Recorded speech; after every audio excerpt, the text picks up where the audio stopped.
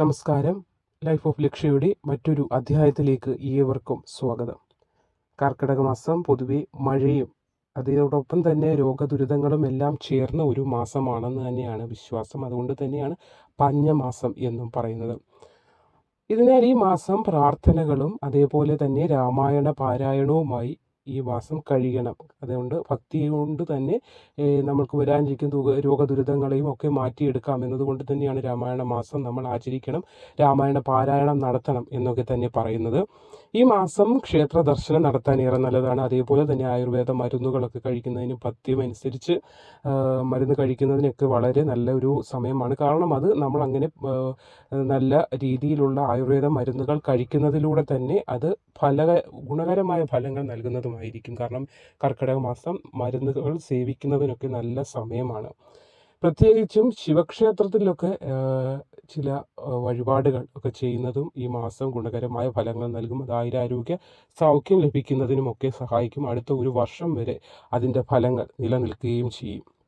ശിവൻ മൃത്യുവിനെ അകറ്റാൻ കഴിയുന്ന ദേവനാണ്, ഈശ്വരനാണ്. അപ്പോൾ ശിവപ്രീതി ഈ മാസം പ്രത്യേകം ശ്രദ്ധിക്കേണ്ടത്, ശിവപ്രീതികരമായ കാര്യങ്ങൾ ചെയ്ത് ശിവഭഗവാന്റെ പ്രീതി നേടിയെടുക്കേണ്ടത് വളരെ നല്ല ഒരു കാര്യമാണ്, വളരെ അത്യാവശ്യവുമായ ഒരു കാര്യം കൂടിയാണ്. അപ്പോൾ ഇന്നത്തെ വീഡിയോയിൽ നമ്മൾ പറയാൻ പോകുന്നത് എന്തൊക്കെയാണ് ശിവക്ഷേത്രത്തിൽ ചെയ്യേണ്ടത്, അല്ലെങ്കിൽ ഈ മാസം കർക്കിടക മാസം എങ്ങനെയാണ് ആചരിക്കണം എന്നതിനെ കുറിച്ചുള്ള കാര്യമാണ് പറയാൻ പോകുന്നത്. അപ്പോൾ വീഡിയോ ആദ്യമായി കാണുന്നവരാണെങ്കിൽ ചാനൽ ഒന്ന് ലൈക്ക് ചെയ്യുക, വീഡിയോ ലൈക്ക് ചെയ്യൂ, ചാനൽ ഒന്ന് സബ്സ്ക്രൈബ് ചെയ്യാനൊക്കെ ശ്രമിക്കണം. അപ്പോൾ നമുക്ക് വീഡിയോയിലേക്ക് കടക്കാം. കർക്കിടക മാസത്തിൽ പാരായണം കർക്കിടക മാസത്തിൽ അത് ആചരിക്കേണ്ട രീതിയിൽ ആചരിക്കുന്നതിനോടൊപ്പം തന്നെ ശിവക്ഷേത്രത്തിൽ കർക്കിടക മാസം ദർശനം നടത്തുന്നത് വളരെ ഉത്തമമാണെന്ന് പറഞ്ഞു. അപ്പോൾ 1-2 വഴിപാടുകൾ കൂടിയുണ്ട്. ഇവ ചെയ്യുന്നത് ഏറെ ഗുണകരമായ ഫലങ്ങൾ നമുക്ക് പ്രദാനം ചെയ്യും. അപ്പോൾ ശിവക്ഷേത്രത്തിൽ പോയി കർക്കിടക മാസം കഴിയും മുൻപേ, ഈ മാസം കഴിയുന്നതിന് മുൻപേ ചെയ്യേണ്ടത് ബില്ലു പത്ര പുഷ്പാഞ്ജലി ചെയ്യുന്നത് ഏറെ ഉത്തമമാണ്. അതേപോലെ തന്നെ മൃത്യുഞ്ജയ പുഷ്പാഞ്ജലി, ഇവ രണ്ടുമാണ് നടത്തേണ്ടത്.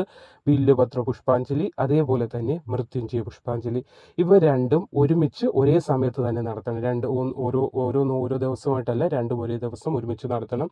എന്നാലേ ഇതിൽ നിന്നും നമുക്കൊരു ഗുണം ലഭിക്കുകയുള്ളൂ. അപ്പോൾ കർക്കിടകത്തെ നേരിടാൻ, ഈ മാസത്തെ ദോഷഫലങ്ങളൊക്കെ അകറ്റാൻ വേണ്ടിയാണ് ഈ വഴിപാട്.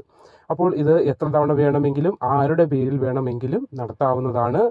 ഇത് ചെയ്താൽ ഒരു വർഷം മുഴുവൻ അതിൻ്റെ സത്ഫലങ്ങൾ നീണ്ടു നിൽക്കും. അതായത് ഒരു വർഷം എന്ന് പറയുന്നത് ഈ കർക്കിടകം തുടങ്ങി അടുത്ത കർക്കിടകം വരെ ഇതിൻ്റെ സത്ഫലങ്ങൾ, സദ്ഗുണങ്ങൾ ആ കുടുംബത്തിലുള്ള അംഗങ്ങൾക്കുമെല്ലാം നിലനിൽക്കുകയും ചെയ്യും. അതിൻ്റെ ഗുണഫലങ്ങൾ എല്ലാവർക്കും തന്നെ ലഭിക്കുകയും ചെയ്യുന്നതാണ്.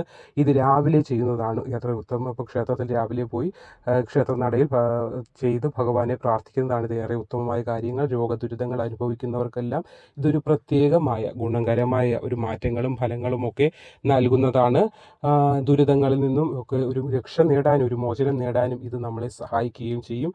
ഒരു വ്യക്തിക്ക് വേണ്ടിയോ അല്ലെങ്കിൽ ഒരു കുടുംബത്തിലെ എല്ലാവർക്കും വേണ്ടി, നമ്മൾ കുടുംബാർച്ചന എന്ന് ചെയ്യാറില്ലേ എന്ന് പറഞ്ഞതുപോലെ കുടുംബത്തിലെ എല്ലാവർക്കും വേണ്ടി നമ്മൾക്കിത് ചെയ്യാം. അല്ലെങ്കിൽ കുടുംബനാഥന് വേണ്ടിയാവട്ടെ, നാഥയ്ക്ക് വേണ്ടിയാവട്ടെ, അങ്ങനെ ഒരാൾക്ക് വേണ്ടിയും ചെയ്യാം. അതേപോലെ തന്നെ കുടുംബത്തിലുള്ള എല്ലാ അംഗങ്ങൾക്കും വേണ്ടിയും ഇത് ചെയ്യാവുന്നതാണ്. ഈ 2 വഴിപാടുകൾ ചെയ്യുന്നത് കൊണ്ടുള്ള ഗുണഫലങ്ങൾ എന്തൊക്കെയാണെന്ന് പറഞ്ഞാൽ, സർവൈശ്വര്യം തന്നെയാണ് ഫലമായി പറയുന്നത്. സർവൈശ്വര്യങ്ങൾ എന്ന് പറയുമ്പോൾ തന്നെ അറിയാമല്ലോ, എല്ലാം ധന ധാന്യ സമൃദ്ധി തന്നെയാണ്. അപ്പോൾ ഈ പുഷ്പാഞ്ജലി ആയുരാരോഗ്യ സൗഖ്യം നമുക്ക് നേടിത്തരാൻ വളരെ സഹായം ചെയ്യുന്നതാണ്. ഇഷ്ടകാര്യ സിദ്ധിയാണ് ഇത് നൽകുന്ന മറ്റൊരു ഗുണം. നമ്മൾ ഇഷ്ടകാര്യം മനസ്സിൽ നമ്മൾ ഇപ്പോൾ എന്തോ ആഗ്രഹിക്കുന്നു അത് നേടിയെടുക്കുന്നതിന് സഹായകമാണ്. സമൃദ്ധി നേടാൻ സാധിക്കും.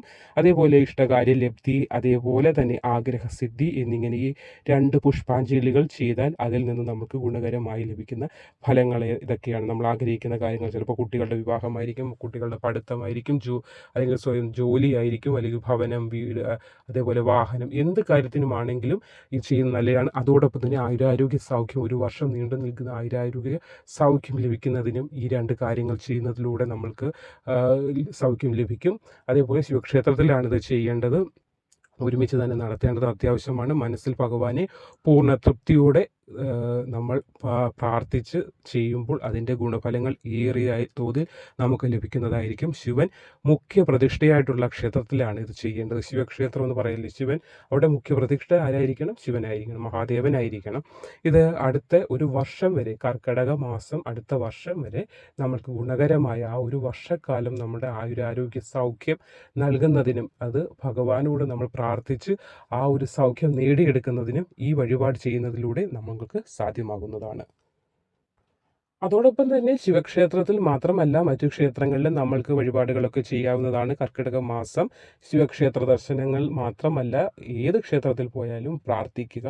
അടുത്ത ഒരു വർഷം വരെ നമ്മൾക്ക് ആ നീണ്ടു നിൽക്കുന്ന സദ്ഗുണം ലഭിക്കുന്നതായിരിക്കും. വിഷ്ണു ക്ഷേത്രത്തിലോ ശ്രീകൃഷ്ണ ക്ഷേത്രത്തിലോ ഈ കർക്കിടകത്തിൽ പോയി കാര്യസാധ്യത്തിന് വേണ്ടി ചെയ്യാവുന്ന വഴിപാടുകൾ വേറെയുണ്ട്. അതാണ് പറഞ്ഞു തരാൻ പോകുന്നത്. അതായത് വിഷ്ണു ഭഗവാന്റെ അംശമായ ക്ഷേത്രത്തിൽ ചെന്ന് ഇത് വ്യാഴാഴ്ച ചെയ്യേണ്ടതാണ്.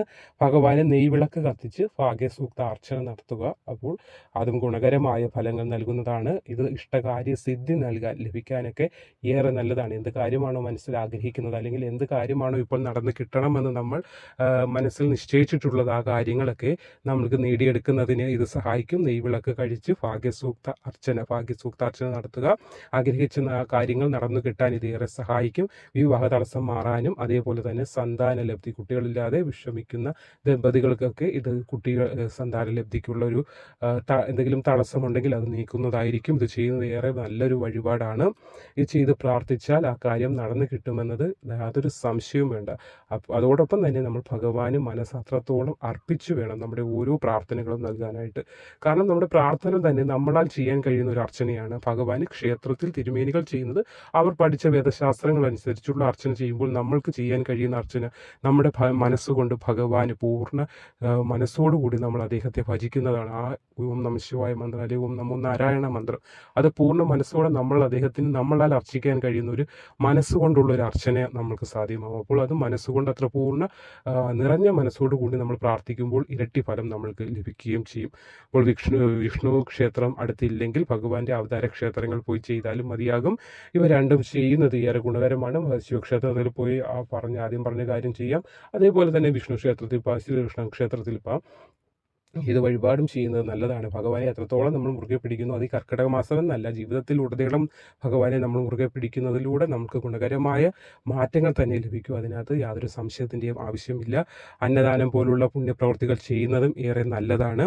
വലിയ തുക കൊടുക്കാൻ സാധിച്ചില്ലെങ്കിലും ക്ഷേത്രത്തിൽ അന്നദാന വഴിപാടിനായുള്ള ചില ഭണ്ഡാരങ്ങളൊക്കെ കാണാറല്ലേ നമുക്ക് ക്ഷേത്രത്തിൽ ചെല്ലുമ്പോൾ. ഇത് വലിയ ചില ഭണ്ഡാരങ്ങളിലൊക്കെ എഴുതി ഒട്ടിച്ചു വെച്ചിട്ടുണ്ട്. ക്ഷേത്രത്തിലേക്ക് നിങ്ങൾക്ക് അന്നദാനം നടത്താൻ താല്പര്യമുണ്ടെങ്കിൽ എന്തെങ്കിലും ഒരു സംഭാവന തന്നുകൊള്ളൂ എന്നുള്ള എഴുതി വെച്ചിട്ടുണ്ടല്ലോ. അപ്പോൾ നമ്മളാൽ കഴിയുന്നത്, നമ്മൾക്കിപ്പോൾ ഒരുപാട് തുക കൊടുക്കണമെന്ന് ആഗ്രഹമുണ്ട്, പക്ഷേ കയ്യിൽ അത്രത്തോളം തുകയില്ലെങ്കിലും 100 200 നമ്മളാൽ കഴിയുന്ന കാര്യങ്ങൾ, നമുക്കൊരു 10 രൂപയാണെങ്കിൽ പോലും നമ്മൾ ഭഗവാനോട് മനസ്സിൽ പറഞ്ഞ അടുത്ത പ്രാവശ്യം ഞാൻ വരുമ്പോൾ ഇതിൽ കൂടുതൽ തരാൻ എനിക്ക് സാധ്യമാകുന്ന രീതിയിൽ എനിക്കൊരു ഭാഗ്യം തരണേ എന്നൊക്കെ പ്രാർത്ഥിച്ചുകൊണ്ട് നമ്മളാൽ കഴിയുന്ന തുക അവിടെ നൽകാം. അല്ലെങ്കിൽ നമ്മൾക്ക് നേരിട്ട് തന്നെ വഴിപാട് എന്താണോ ഒരു ചാക്ക് അരി വാങ്ങിച്ചു കൊടുക്കുക, അല്ലെങ്കിൽ 1 കിലോ, നമ്മളാൽ കഴിയുന്ന 10 കിലോ അരി, അങ്ങനെയൊക്കെ എന്ത് വേണമെങ്കിലും നമുക്ക് ചെയ്യാവുന്നതാണ്.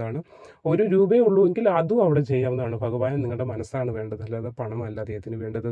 അപ്പോൾ ഈ കർക്കിടക മാസം വഴിപാടുകൾ ചെയ്യുന്നതിൽ ഒന്ന് ശ്രദ്ധിച്ചാൽ അടുത്ത കർക്കിടകം വരെ ആയിരിക്കും അതിൻ്റെ ഗുണഫലങ്ങൾ നമുക്ക് നീണ്ടു നിൽക്കുന്നത്. ശരീരസൗഖ്യം, മനസ്സൗഖ്യം, ധനഭാഗ്യം എല്ലാം നമ്മൾക്കൊരു കുടുംബത്തിൽ നേടിയെടുക്കാൻ ഈ കാര്യങ്ങളിലൂടെ സാധ്യമാകും. അപ്പോൾ ഭഗവാനെ മുറുകെ പിടിച്ചുകൊള്ളൂ. നമസ്കാരം.